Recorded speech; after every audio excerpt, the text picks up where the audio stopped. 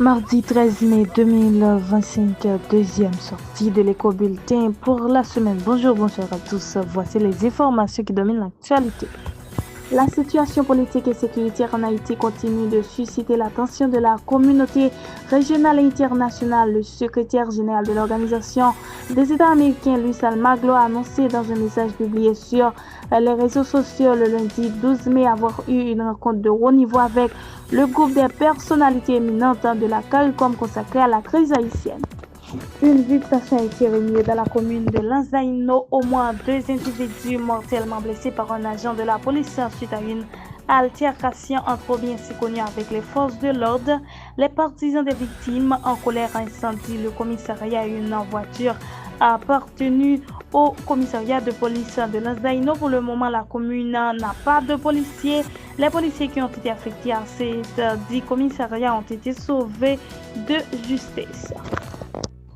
Le ministre kenyan des Affaires étrangères, Musalia Mudavadi, a signé le lundi 12 mai 2025 un protocole d'accord sur l'évacuation et le rapatriement du personnel de la mission multinationale de soutien à la sécurité avec son homologue dominicain Roberto Alvarez le lundi 12 mai 2025 en République dominicaine. Selon un tweet du ministre kenyan, ils ont paraphé d'importants protocoles d'accord sur l'évacuation et le rapatriement du personnel de la mission ainsi que sur la coopération diplomatique entre nos écoles de diplomatie. Les deux ministres ont échangé autour des domaines clés d'intérêt commun, notamment le commerce, la sécurité, les échanges culturels et la collaboration au sein de la mission multinationale de soutien à la sécurité en Haïti, dirigée par le Kenya.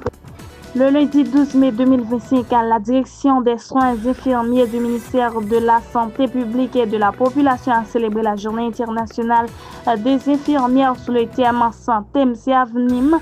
Agir ensemble pour un avenir en santé. Cette journée a été une occasion pour les infirmiers et infirmières haïtiens de se rassembler et de réfléchir sur l'importance de leur rôle crucial dans le système de santé, tout en prenant conscience des multiples défis qui frappent leur profession.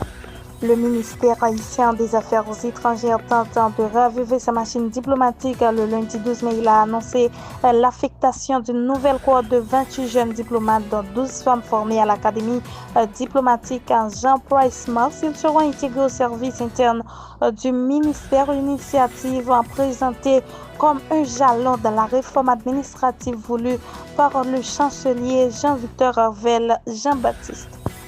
Les États-Unis et la Chine ont annoncé le lundi 12 mai 2025 une réduction significative de leurs droits de douane respectifs, amorçant une reprise des échanges entre les deux premières économies mondiales.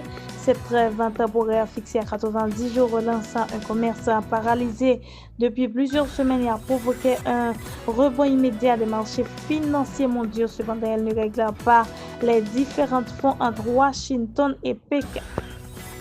Chers amis internautes de l'Éco Haïti News, c'est ici que prend fin le bulletin d'aujourd'hui. Merci de l'avoir suivi.